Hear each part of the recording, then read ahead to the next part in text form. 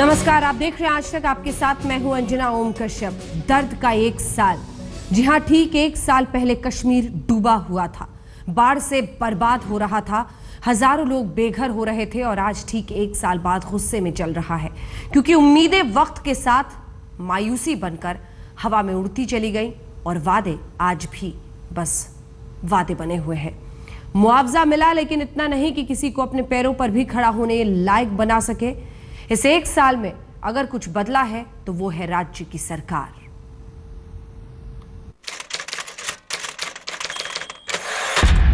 सात सितंबर 2014,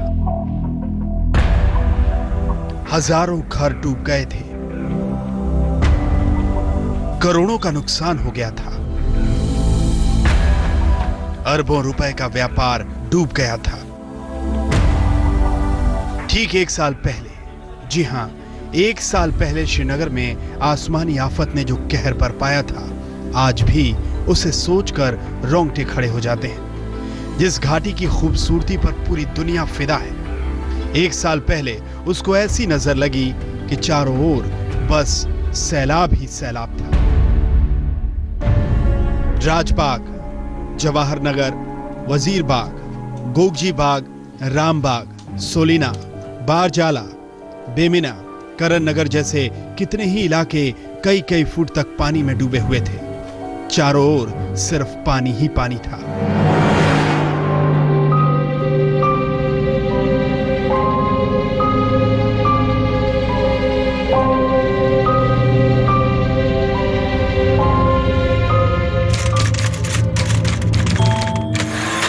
सात सितंबर 2015,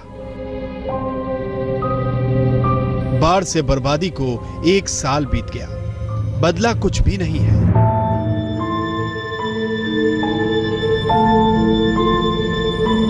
दिलों में अरमान आज भी पूरे होने के इंतजार में है। दिमाग सन है कि जिंदगी का संघर्ष ऐसे कब तक चलता रहेगा। ढेरों वादे किए गए, लेकिन उस त्रासदी को एक साल पूरा हो गया, वादे आज भी वादे ही बनकर रह गए हैं।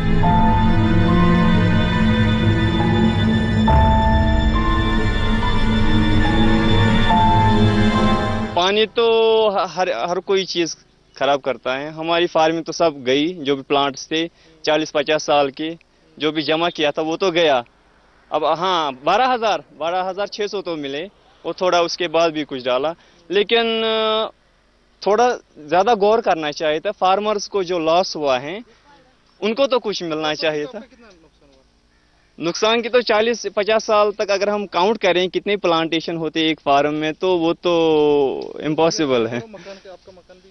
मकान तो वैसा का वैसा ही पड़ा है। गवर्नमेंट को तो वो मिल गया, इलेक्शन हुए, उनको वोट मिल गए, उनको कुर्सी मिल गई, और उनको चाहिए क्या था। तो हम तो वैसे के वैसे ही हैं। हाँ, उम्मीद जो थी वो तो अब नहीं रही।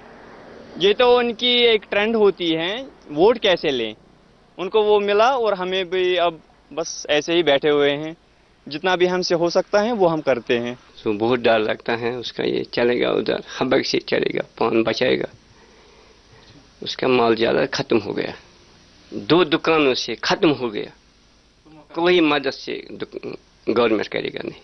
और मकान भी ख़त्म हो गया, 2 दुकान ख़त्म हो गया, कार ख़त्म हो गया, सब है। उसका नौकरी शौकरी नहीं मिलेगा, उसका ये मजदूरी करेगा। पूरा नहीं है वादा, गवर्नमेंट से वादा करेगा, पूरा नहीं करेगा, बहुत कम थोड़ा मदद करेगा। घर आज भी टूटे हुए हैं, सड़कों पर उस त्रासदी के निशान गंदगी के रूप में आज भी नाक भौं सिकोड़ने को मजबूर कर रहे हैं। 365 दिनों के इंतजार के बाद आंखें आज भी मदद का इंतजार कर रही हैं, कोस रही हैं उस पल को जिसने एक साल पहले उनका सब कुछ छीन लिया था। न रहने को छत बची थी, न खाने को खाना, न पहनने को कपड़े। आज एक साल बाद भी रोजमर्रा की जिंदगी अपनी पटरी पर लौटी नहीं है।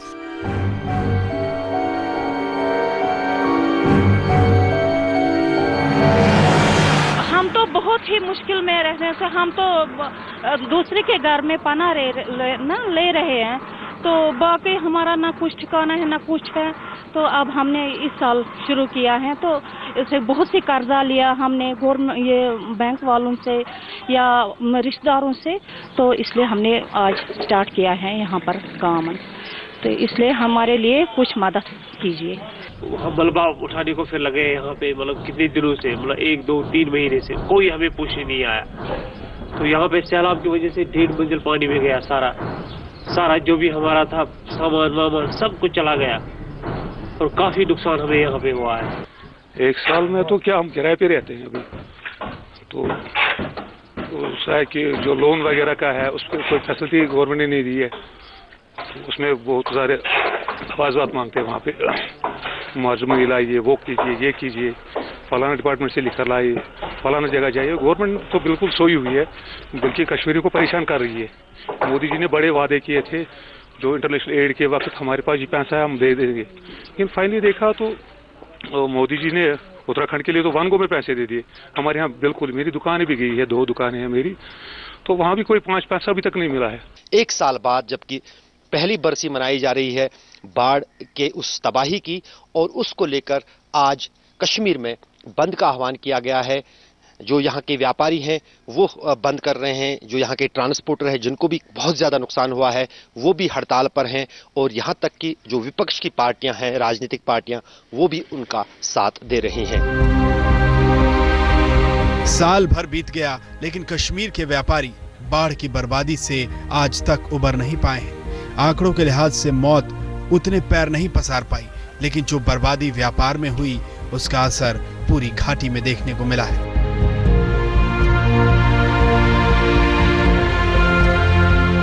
राज्य सरकार ने 44,000 करोड़ का घाटा दिखाते हुए इसे पूरा करने के लिए अक्टूबर 2014 में केंद्र को भेजा था, और फिर नवंबर-दिसंबर में राज्य में नई सरकार भी बन गई, लेकिन ना तो आज तक घाटा पूरा हुआ, न ही व्यापार को फिर से खड़ा करने की कोई ईमानदार कोशिश हुई। नतीजा ये है कि बाढ़ की बर्बादी के 1 साल बाद घाटी के व्यापारी धरना, प्रदर्शन और बंद करने को मजबूर हो गए हैं। को लाखों करोड़ों का नुकसान हुआ है, उनका फायदा मिलना चाहिए या सरकार को देना चाहिए कुछ। हाँ, उन्होंने तो दिया, तो मगर उन लोगों ने पकड़ा तो हम तक कुछ पूछा ही नहीं है। बस यही है हमारा मकसद है, इसलिए हम आज हड़ताल कर रहे हैं। इसी वजह से हम कहते हैं वक्त हर जख्म भर देता है, लेकिन 1 साल में कश्मीर के जख्म तो नहीं भरे, वो अभी भी टीस रहे हैं। अशरफ वानी, श्रीनगर, आज तक।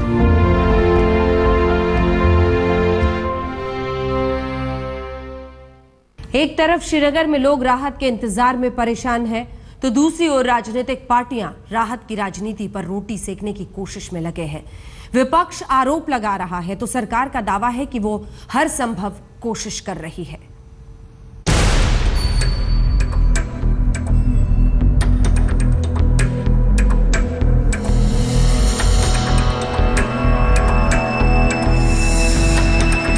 कश्मीर में राहत पर राजनीति। बाढ़ से बर्बादी की बरसी पर सरकार और विपक्ष में ठनी। 1 साल पहले कश्मीर में सैलाब ने सब कुछ तबाह करके रख दिया। हालात इतने बदतर थे कि राहत और पुनर्वास के लिए खुद प्रधानमंत्री नरेंद्र मोदी आ गया है। लोगों को भरोसा दिलाया था कि सब कुछ ठीक कर देंगे, लेकिन पूरे 1 साल गुजरने के बाद भी ना तो लोगों को बड़ी राहत मिली है, ना ही पुनर्वास का काम अब तक अपने अंजाम तक पहुंच पाया है। अब इससे लोग तो परेशान हैं और विरोधी पार्टियां मौके का फायदा उठाकर राजनीति करने में मशगूल हैं। सच्चाई ये है कि अभी तक सैलाबज़दा लोगों को जो भी मिला है वो पहले मार्च से पहले मिला है। जब से बीजेपी पीडीपी की हुकूमत आई तब से लेके आज तक लगातार इनको नजरअंदाज किया गया। उमर यही नहीं रुके, बल्कि उन्होंने तो यहां तक कह डाला कि राहत के नाम पर हेराफेरी हो रही है। इन्होंने सैलाब के नाम पे मुख्तलिफ चीजों के लिए पैसा निकाला, लेकिन जिनका नुकसान हुआ है उनको कुछ नहीं मिला। हेलीकॉप्टर इस्तेमाल हुए, उसका पैसा हमसे लिया गया। इनकी किश्तियां आई, उनका पैसा भी हमसे लिया गया। प्राइम मिनिस्टर्स रिकंस्ट्रक्शन प्रोग्राम के लायबिलिटीज का पैसा वो भी फ्लड के नाम पे निकाला गया। एडिशनल स्पेशल प्लान असिस्टेंस जो हर साल हमें प्लानिंग कमीशन के तरफ से पैसा दिया जाता है अपने प्लान को बैलेंस करने के लिए, वो पैसा भी फ्लड के खाते में डाल के उसको अलग निकाला गया। उमर अब्दुल्ला की माने तो सरकार राहत भी नहीं दे रही और बंद का आह्वान करने वाले लोगों को गलत तरीके से गिरफ्तार कर रही है। ये ट्रेडर्स किसी मुल्क के खिलाफ एहतजाज नहीं कर रहे थे। ये ट्रेडर्स कोई एंटी नेशनल नारा लेके बाहर नहीं आ रहे थे। ये अपने हकूक के लिए आ रहे थे। और कौन सा हकूक? वो जिसका इनको वादा दिया गया है और किसी ने वादा नहीं किया। इस मुल्क के वजीर आजम ने यहां श्रीनगर की सरजमीन पे आके कहा कि इस तरफ के कश्मीर को तो हमने जितना देना है हम देंगे, दूसरे तरफ के कश्मीर को भी हम मदद करने के लिए तैयार हैं। अल्लाह का शुक्र है कि उन्होंने हमारी मदद के लिए इंतजार नहीं किया, नहीं तो हमारी तरह उनका भी वही हाल होता जो आज हमारा हाल है। उमर के आरोपों को गलत बताते हुए डिप्टी सीएम निर्मल सिंह ने कहा कि विरोधी पार्टियां राजनीति में लगी हैं, लेकिन सरकार अपने स्तर पर हर संभव कोशिश कर रही है। देखिए, ऐसा है कि जम्मू कश्मीर सरकार और सेंटर ने जो कुछ पैसा दिया था वो थोड़ा बहुत हमने बांटा है, लेकिन बड़ा एक पैकेज आने वाला है, क्योंकि आपको पता है कि एक बड़ा जो पैसे का मामला है और कहाँ कितना लगेगा उसकी काफी डिटेल्स जो हैं वो हो रही हैं और जो ऊपर वाले की मर्जी से जल्दी हो जाएगा और अच्छा बड़ा पैकेज आएगा। ये 40,000 करोड़ से कहीं बड़ा पैकेज आएगा। राज्य सरकार को केंद्र से बड़े पैकेज का इंतजार है, लेकिन फिलहाल लोगों में राहत कार्य को लेकर बेहद नाराजगी है और इसी बात का फायदा विपक्ष उठाने की कोशिश कर रहा है। तो क्या फिर से पीएम आगे बढ़कर कश्मीर के लोगों का दर्द बांटेंगे या फिर मुफ्ती सरकार खुद राहत के काम में तेजी लाएगी? अशरफ वानी, श्रीनगर, आज तक। कश्मीर के दर्द का एक साल। झेलम ने ठीक एक साल पहले कश्मीर घाटी को बर्बाद कर दिया था। इस एक साल के हिसाब किताब का जायजा ले रहे हैं हमारे संवाददाता अशरफ वानी। श्रीनगर के बीचों बीच बहने वाली झेलम नदी आज शांत है, लेकिन एक साल ठीक पहले आज ही के दिन ये नदी उफान पर थी, जब इस दरिया का पानी आधे से भी ज्यादा शहर में घुस आया। जहां मैं खड़ा हूं यहां से भी ऊंचा पानी बह रहा था इस नदी में और पूरा पानी जो है शहर में जा रहा था और मेरे दाएं और जो इलाका है ये पूरी तरह से पानी से भरा हुआ था। 20 फुट पानी इस रिहायशी इलाके में जमा हो चुका था।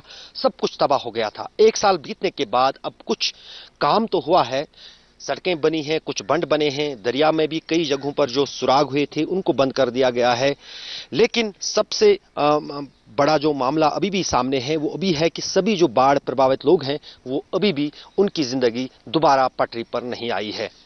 इन सैलाबों में पिछले साल करीब 21,000 घर जो हैं तबाह हुए थे, 2 लाख के करीब घरों को नुकसान पहुंचा था और कई सारे जो करोड़ों में जो पब्लिक प्रॉपर्टी थी, जो ढांचा था शहर का, वो तबाह हुआ था।